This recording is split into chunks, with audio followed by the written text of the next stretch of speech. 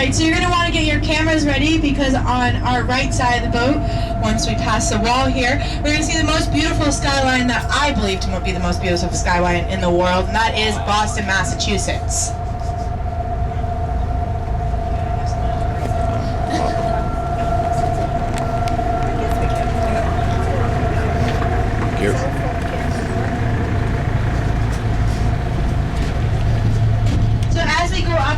On our left will be Boston, and on our right will be Cambridge.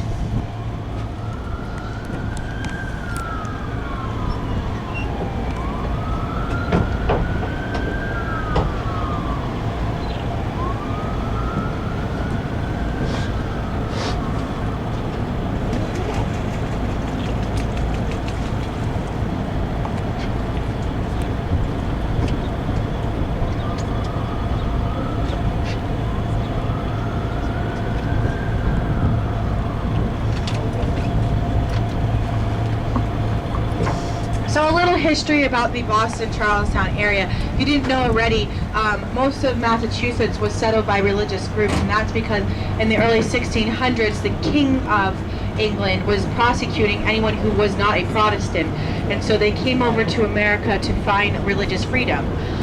You probably heard about Pilgrims. They were in Plymouth Rock, so south of Boston, and the Puritans were the ones to settle Boston. First they settled in Charlestown, and then they finally moved to Trymount. That's what they called it back in the day. Trymount, because Boston actually at one point had 3 mountains on it.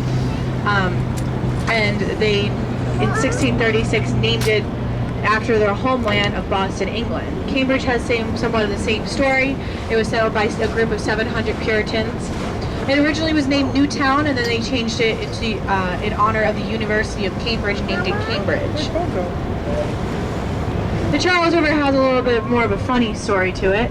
When John Smith brought back the new map of the new land, yes, John Smith actually exists, he's just not in Pocahontas. He brought back the map to the king at the time, King Charles, and King Charles wanted a river named after him in the new land. And so he looked at the map, pointed at this river, and said, I want that river named after me, and that's stuff that needs to make it sure that it's structurally sound. But usually there are 4 of those pillars on the bridge, and they resemble salt and pepper shakers, so we call it the Salt and Pepper Bridge. On our left here, we'll see the duck boats. At one point, these vehicles were original amphibious vehicles of World War I and World War II. Since then, they built new ones. They were the first tourism group to use the duck boats as a form of tourism. When they're on the river here, they allow children, or adults, if there's no children on the boat, to drive the duck boat. But if you're on the road, the person driving and the boat is a conductor. On our left here is the Boston Community Boathouse. It actually is the first nonprofit here in America. Children can learn to sail there all summer for a whopping $1. My mom did it in 1979, but in 1979 you actually had to sign a waiver that if you fell into the Charles River you had to get a tetanus shot. You actually no longer have to sign a waiver because we actually have a B+ rating here on the Charles. You can't recreationally swim, not because it's dirty, but because you cannot see 4 feet and below at every point in the river. Doesn't mean no one listens to the rule. I was swimming in the Charles the other day. A lot of people actually now do it for fun. But we can't see 4 feet and below at every point because of the foliage on the side of the river. It's like a tea bag. When it falls in, it makes it a very brackish brown, and because of that, we can't see 4 feet below. However, though, the people of Boston are trying to fight for an area where we can recreationally swim again on the Charles River.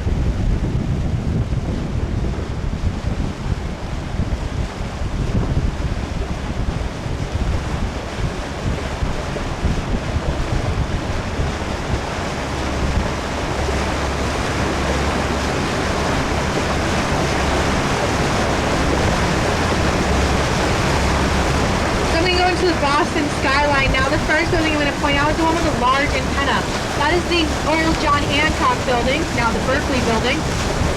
That huge antenna had a purpose to all the city of Boston before the new John Hancock was built, but now it's only to one side of the city. It actually tells the weather. In the middle of the antenna, it will light a certain color. Steady blue means clear view. Blinking blue means changes due. Steady red, rain ahead. A blinking red snow instead. Red, white, no Red Sox game tonight. I won the world's best baseball